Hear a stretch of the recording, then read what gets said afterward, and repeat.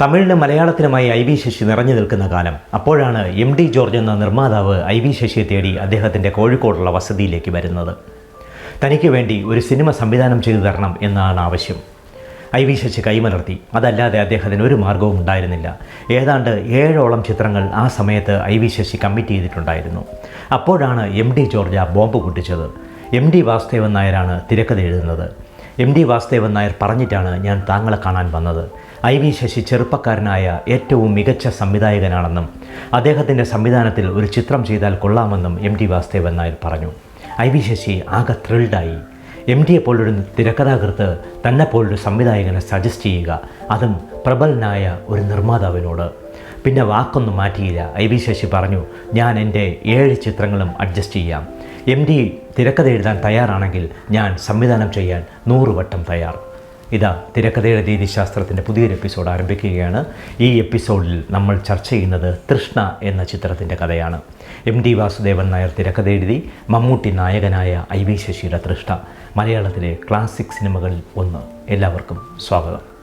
ഏതോ സംഗീതം തേടും സഞ്ചാരം മുന്നിൽ ഞെരുങ്ങും പാതകൾ വളഞ്ഞും തുളഞ്ഞും നീളും വേദികൾ ഏതോ സംഗീതം.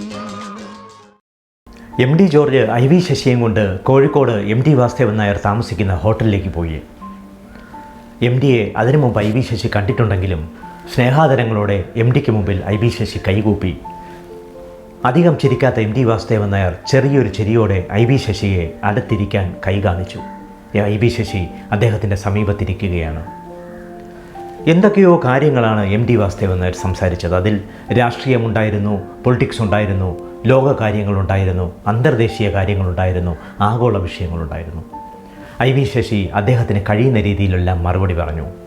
അപ്പോൾ സമയം ഉച്ചയായി. എം ഡി ജോർജിനോട് എം ഡി വാസുദേവൻ നായർ പറയുകയാണ്, നമുക്ക് ഏതായാലും ഉച്ച കഴിഞ്ഞ് ശശിയെ വീണ്ടും കാണാം എന്ന്. ഉച്ച കഴിഞ്ഞ് ഹോട്ടൽ മുറിയിൽ എത്തിച്ചേരുമ്പോൾ എം ഡി വാസുദേവൻ നായർ നല്ല ഉറക്കത്തിലായിരുന്നു. എഴുന്നേറ്റ അദ്ദേഹം ഐ വി ശശിയോട് പെട്ടെന്ന് ചോദിച്ചു, നമുക്കൊരു യാത്ര പോയാലോ എന്ന്. എവിടേക്കാണ് യാത്ര എന്ന് ഐ വി ശശി ആരാഞ്ഞു. കൊടൈക്കനാലിലോ ഊട്ടിക്കോ പോകാം, ഒരു 1.5 ആഴ്ച അവിടെ താമസിക്കാം, എന്നിട്ട് തിരിച്ചു വരാം. ആ നിമിഷം വരെ ഏതാണ്ട് 6-7 മണിക്കൂറുകൾ അപ്പോൾ പിന്നിട്ട് കഴിഞ്ഞിരുന്നു. ഐ വി ശശിയെപ്പോലെ വളരെ തിരക്കുള്ള ഒരു സംവിധായകനോട് താൻ ചെയ്യാൻ പോകുന്ന സ്ക്രിപ്റ്റിനെക്കുറിച്ച് ഒരക്ഷരം പോലും എം ഡി അതുവരെ പറഞ്ഞിട്ടില്ല. അപ്പോഴിതാ പറയുന്നു, ഒരു യാത്ര പോകാമെന്ന്. യാത്രകൾ ഐ വി ശശിക്ക് ഇഷ്ടമാണ്. പക്ഷേ ചിത്രങ്ങളുടെ ക്യൂ നിൽപ്പ് ഐ വി ശശിയെ വല്ലാതെ അസ്വസ്ഥനാക്കി. പക്ഷേ അദ്ദേഹം അതൊന്നും വകവച്ചില്ല. എം ഡി വാസുദേവൻ നായരോടൊത്തൊരു യാത്രയാണ്. കൊടൈക്കനാലിലേക്ക് തന്നെ ഫിക്സ് ചെയ്തു.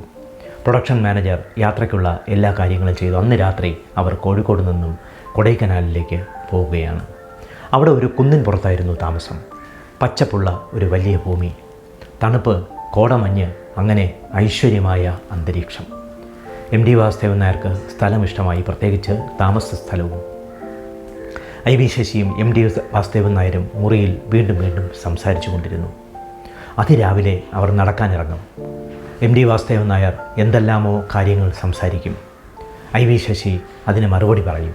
അങ്ങനെ നടക്കുന്നതിനിടയിൽ എം ഡി വാസുദേവൻ നായർ പറയുകയാണ്, ഏതായാലും നമുക്ക് ഒരാഴ്ച ഉണ്ടല്ലോ. അപ്പോൾ ഐ വി ശശി ആശങ്കയോട് ചോദിച്ചു, നമ്മുടെ സിനിമയുടെ തിരക്കഥയോ?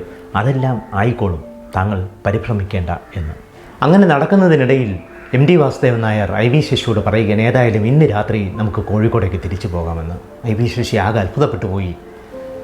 3-4 ദിവസങ്ങൾ മാത്രമേ കൊടൈക്കനാലിലെത്തിയിട്ടായിട്ടുള്ളൂ. കൊടൈക്കനാലിനെ ഒന്ന് ആസ്വദിച്ചിട്ട് പോലുമില്ല. അതിനു മുമ്പാണ് എം ഡി വാസുദേവൻ നായർ പറയുന്നത് കോഴിക്കോടേക്ക് മടങ്ങിപ്പോകാമെന്ന്. അപ്പോൾ ഐ വി ശശി ആശങ്കയോട് ചോദിച്ചു, അപ്പോൾ സാർ നമ്മുടെ തിരക്കഥയോ എന്ന്. അതിനിനിയും സമയമുണ്ടല്ലോ എന്നായിരുന്നു എം ഡി വാസുദേവൻ നായരുടെ മറുപടി. പിന്നെ വൈകിയില്ല. അന്ന് രാത്രി തന്നെ അവർ കോഴിക്കോടേക്ക് മടങ്ങുകയാണ്.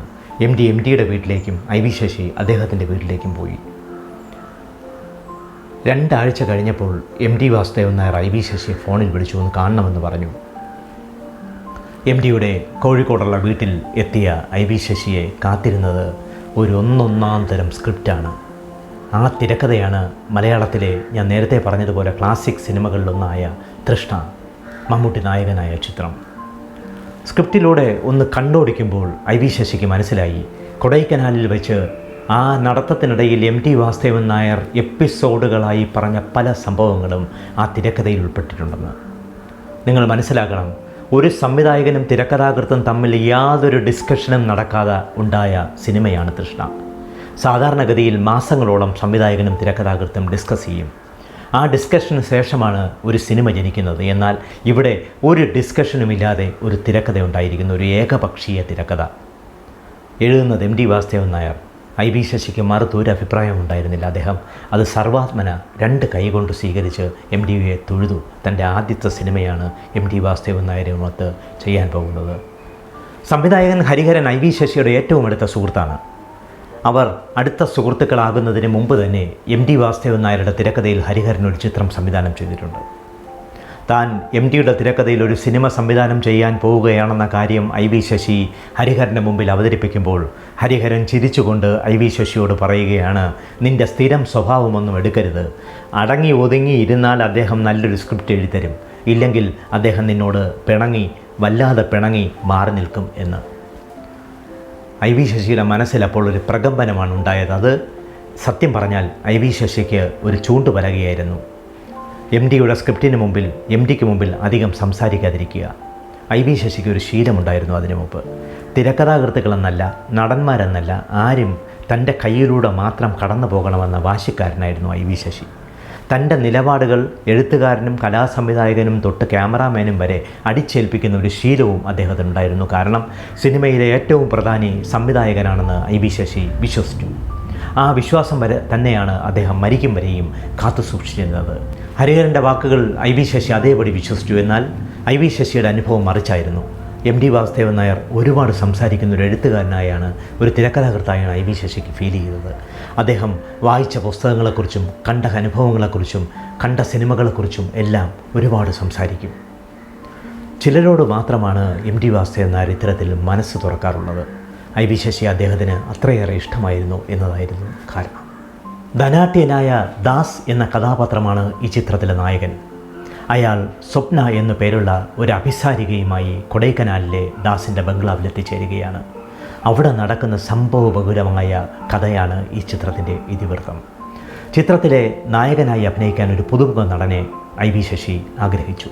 കാരണം അതുവരെ ഐ വി ശശിയുടെ ചിത്രങ്ങളിൽ അഭിനയിച്ചിരുന്ന ആരെയും ഈ ചിത്രവുമായി സഹകരിപ്പിക്കേണ്ടെന്നും തീരുമാനിച്ചു. കാരണം വളരെ വ്യത്യസ്തമായ ഒരു കഥയാണ് തൃഷ്ണ പറഞ്ഞിരുന്നത്. ചിത്രത്തിലെ നായകനാക്കാൻ ഒരാളെ അദ്ദേഹം കണ്ടെത്തി. പ്രശസ്ത നടൻ ബാബു നമ്പൂതിരി. കുറച്ചുനാൾ ബാബു നമ്പൂതിരി ഈ ചിത്രത്തിൽ അഭിനയിച്ചു.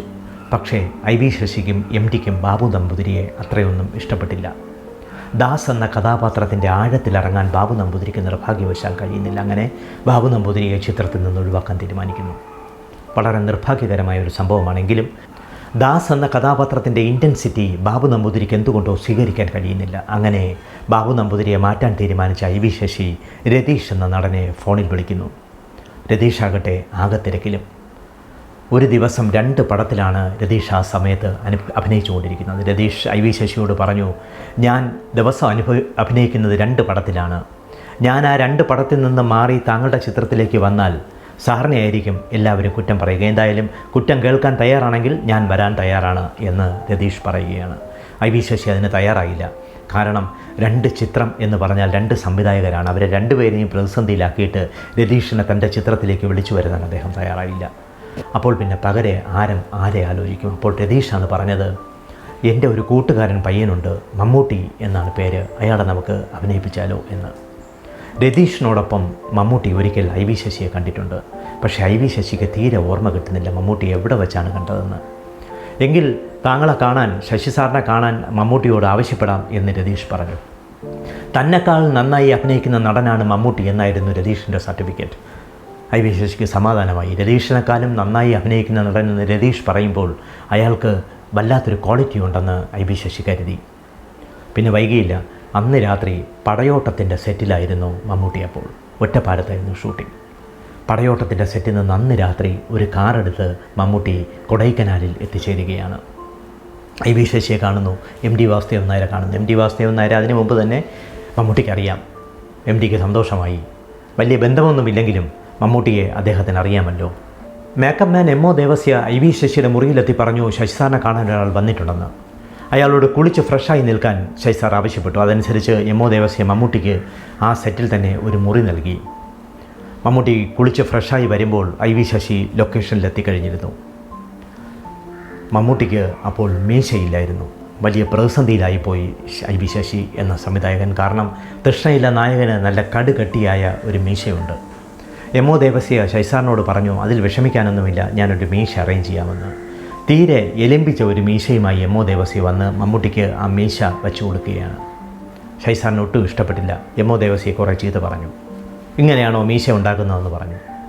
ഏതായാലും ആ മീശ വെച്ച് തന്നെ ചില ലോങ് ഷോട്ട്സ് എടുത്തു. ലോങ് ഷോട്ടിലും അഭിനയത്തിലുമൊക്കെ മമ്മൂട്ടി നന്നായി ചെയ്തിട്ടുണ്ടായിരുന്നു. മമ്മൂട്ടിക്ക് വല്ലാത്തൊരു ഭയമുണ്ടായിരുന്നതായി ശശി മനസ്സിലാക്കി. മമ്മൂട്ടിക്ക് കംഫർട്ടബിൾ ആവാൻ കുറച്ച് സമയം വേണമെന്നും ഐ വി ശശിക്ക് അറിയാമായിരുന്നു. എം ഒ ദേവസ്യയോട് നല്ല കട്ടിയുള്ളൊരു മീശ മദ്രാസിൽ നിന്ന് എത്തിക്കാൻ ഐ വി ശശി നിർദ്ദേശിച്ചു. അതനുസരിച്ച് അദ്ദേഹം മദ്രാസിൽ ഓർഡർ കൊടുത്തു. ഏതായാലും പിറ്റേന്ന് രാവിലെ വരെ മമ്മൂട്ടിക്ക് സമയം കൊടുക്കാൻ ശശി തീരുമാനിക്കുകയാണ്. പിറ്റേന്ന് രാവിലെ ലൊക്കേഷനിലെത്തുമ്പോൾ മീശ റെഡി. ആ മീശയുമായി വന്ന മമ്മൂട്ടിയെ അദ്ദേഹത്തിന് വളരെയധികം ഇഷ്ടമായി. ചിത്രത്തിൻ്റെ നായക കഥാപാത്രത്തിലേക്ക് മമ്മൂട്ടി പതുക്കെ കടന്നു പോവുകയാണ്. ഓരോ ഷോട്ട് കഴിയുമ്പോഴും മമ്മൂട്ടി ഐ വി ശശിയോട് ചോദിക്കും, ശരിയായോ സാറേ എന്ന്. ശരിയായി എന്ന് ഐ വി ശശി പറഞ്ഞില്ല. അത് അദ്ദേഹത്തിന് ശീലമില്ല. അപ്പോഴെല്ലാം മമ്മൂട്ടിയുടെ ഭയം ഇതായിരുന്നു. ഐ വി ശശി സാധാരണ താരങ്ങളെയൊക്കെ ഒരുപാട് വഴക്ക് പറയുന്ന സംവിധായകനാണ്. തന്നെയാകട്ടെ ഒന്നും പറയുന്നുമില്ല. തന്നെ ഇഷ്ടപ്പെടാത്തത് കൊണ്ടാണോ അദ്ദേഹം ഒന്നും പറയാത്തത് എന്ന സംശയമായി പോയി മമ്മൂട്ടിക്ക്. എം ഒ ദേവസ്യയോട് അദ്ദേഹം ഈ സംശയം ചോദിച്ചു. അപ്പോൾ ദേവസ്യ ചിരിച്ചതേ ഉള്ളൂ. ഏതായാലും മമ്മൂട്ടിയുടെ അഭിനയം ഐ വി ശശിക്ക് ഇഷ്ടമാകുന്നുണ്ടായിരുന്നു. അപ്പോഴാണ് പൊടുന്നനെ ആ സംഭവം ഉണ്ടായത്. നവോദയ അപ്പച്ചൻ തൃഷ്ണയുടെ ലൊക്കേഷനായ കൊടൈക്കനാലിലേക്ക് വരികയാണ്. അപ്പച്ചൻ ആകെ ചൂടിലാണ്. ഐ വി ശശിയോട് അപ്പച്ചൻ പറഞ്ഞു, നിങ്ങൾ നായകനാക്കിയിരിക്കുന്ന ഈ മമ്മൂട്ടി ഉണ്ടല്ലോ, എൻ്റെ പടയോട്ടം എന്ന സിനിമയിൽ നിന്ന് ഒളിച്ചോടി ഇവിടെ എത്തിയിരിക്കുകയാണെന്ന്. മമ്മൂട്ടിയെ എത്രയും വേഗം വിട്ടുതരണം. കാരണം പടയോട്ടത്തിൻ്റെ ഷൂട്ടിംഗ് നിർത്തിവെച്ചിരിക്കുകയാണ്. ഒരു കോമ്പിനേഷൻ സീനുകളാണ് ഇനി എടുക്കാനുള്ളത്. മമ്മൂട്ടി ഇല്ലാതെ യാതൊരു നിവൃത്തിയുമില്ലെന്ന്. അപ്പോൾ ശശിസാർ അപ്പച്ചനോട് പറഞ്ഞു, താങ്കൾ ക്ഷമിക്കണം, ഏതായാലും 4 ദിവസം കൊണ്ട് മമ്മൂട്ടിയുടെ ഏതാണ്ട് എല്ലാ സീനുകളും ഞാൻ പൂർത്തിയാക്കി മമ്മൂട്ടിയെ തിരിച്ചയച്ചു കൊടുക്കാം എന്ന്. മമ്മൂട്ടിയാകട്ടെ അപ്പച്ചൻ്റെ മുമ്പിൽ വരാതെ ഏതാണ്ട് ഒളിച്ചു കളിക്കുകയാണ്. ശശിസാർ അപ്പച്ചനെ സമാധാനിപ്പിച്ച് തിരിച്ചയച്ചതോടെയാണ് മമ്മൂട്ടിക്കൊന്ന് സമാധാനമായത്. അതിനു മുമ്പ് മമ്മൂട്ടി ഏതാണ്ട് 7ഓളം സിനിമകളിൽ അഭിനയിച്ചിട്ടുണ്ട്. പക്ഷേ താൻ ഐ വി ശശി എന്ന മഹാനായ സംവിധായകൻ്റെ ആദ്യ സിനിമയിലാണ് അഭിനയിക്കുന്നതെന്ന ബോധ്യം അദ്ദേഹത്തിനുണ്ടായിരുന്നു. അതിൻ്റേതായ എല്ലാ ടെൻഷനും മമ്മൂട്ടിക്കുണ്ടായിരുന്നു. 4 ദിവസം കൊണ്ട് പറഞ്ഞതുപോലെ തന്നെ മമ്മൂട്ടിയെ നവോദയ അപ്പച്ചൻ്റെ മലമ്പുഴയിലുള്ള ലൊക്കേഷനിലേക്ക് ഐ വി ശശി തിരിച്ചയക്കുകയാണ്. തൃഷ്ണയിലെ ദാസ് വളരെ വ്യത്യസ്തമായൊരു കഥാപാത്രമാണ്. കാരണം എം ടി വാസുദേവൻ നായരുടെ തൂലികയിൽ നിന്ന് പിറന്നു വീണ കഥാപാത്രമായതുകൊണ്ട് തന്നെ അതിനൊരുപാട് പ്രത്യേകതകളുണ്ട്. ദാസ് വെറുതെ അങ്ങ് അഭിനയിച്ചു പോവുകയല്ല ചെയ്യുന്നത്, ഒരു ജീവിതം ജീവിച്ചു തീർക്കുകയാണ് ചെയ്യുന്നത്. ഒരു അഭിസാരികയുമായി ധനാട്യനായ ദാസ് കൊടൈക്കനാലിലെ ബംഗ്ലാവിലെത്തിച്ചേർന്ന് അവിടെ ഉണ്ടാകുന്ന അവിചാരിത സംഭവങ്ങളുടെ സങ്കീർണതകളാണ് തൃഷ്ണ എന്ന സിനിമ ചർച്ച ചെയ്യുന്നത്. ലൊക്കേഷനിൽ നിന്ന് മടങ്ങാൻ നേരം എം ഒ ദേവസ്യയോട് മമ്മൂട്ടി രഹസ്യമായി ചോദിച്ചു, ഈ ശശിസാർ തന്നെ ഇതുവരെ വഴക്ക് പറഞ്ഞില്ലല്ലോ എന്ന്. അപ്പോൾ ദേവസ്യയുടെ മറുപടി ഇതായിരുന്നു, ശശി സാറിൻ്റെ സംവിധാന ജീവിതത്തിൽ ആദ്യമായാണ് ഒരു നടൻ അദ്ദേഹത്തിൻ്റെ വഴക്ക് കേൾക്കാതെ ലൊക്കേഷനിൽ നിന്ന് പോകുന്നതെന്ന്. നിങ്ങൾക്കറിയാം, തൃഷ്ണ എന്ന ചിത്രം ഹിറ്റായതിനു ശേഷം അക്ഷരങ്ങൾ എന്ന സിനിമയാണ് M T Vasudevan Nair, I V Sasi, Mammootty കോംബോയിൽ മലയാളത്തിന് ലഭിച്ചത്. അക്ഷരങ്ങളും സൂപ്പർ ഹിറ്റായിരുന്നു. വളരെ നല്ലൊരു ചിത്രമായിരുന്നു അത്. അക്ഷരങ്ങളിൽ അഭിനയിക്കുന്ന സമയത്ത് തൃഷ്ണയിൽ നിന്ന് താൻ നേടിയ സൽപ്പേരുമായി മമ്മൂട്ടി വല്ലാത്ത തിരക്കിലായി കഴിഞ്ഞിരുന്നു. 4 ചിത്രങ്ങളോളം അപ്പോൾ മമ്മൂട്ടിക്ക് കരാറായി കഴിഞ്ഞിരുന്നു. പക്ഷേ ഐ വി ശശിയുടെ സംവിധാനത്തിലുള്ള ചിത്രമാണ്, എം ടി വാസുദേവൻ നായരാണ് തിരക്കഥ എഴുതുന്നതെന്ന് അറിഞ്ഞ ഉടനെ അക്ഷരങ്ങൾക്ക് അദ്ദേഹം ഡേറ്റ് നൽകുകയായിരുന്നു. തൃഷ്ണ എന്ന സിനിമ ഒരുപാട് നന്മകളാണ് മലയാളത്തിന് സമ്മാനിച്ചത്. കൃതഹസ്തനായ എം ടി വാസുദേവൻ നായരുടെ അക്ഷരങ്ങൾ കൊണ്ട് പൂത്തുലഞ്ഞ ഒരു കണിക്കൊന്നയായിരുന്നു തൃഷ്ണ. തിരക്കഥയുടെ രീതിശാസ്ത്രത്തിൻ്റെ ഈ എപ്പിസോഡ് കേട്ടുകൊണ്ടിരുന്ന എല്ലാ പ്രിയപ്പെട്ട പ്രേക്ഷകർക്കും നന്ദി. അടുത്തിലക്കം കാണുന്നതുവരെ നമസ്കാരം. ഏതോ സങ്കേതം തേടും സഞ്ചാരം, മുന്നിൽ ഞെരുങ്ങും പാതകൾ വളഞ്ഞും നീളും വേദികൾ ഏതോ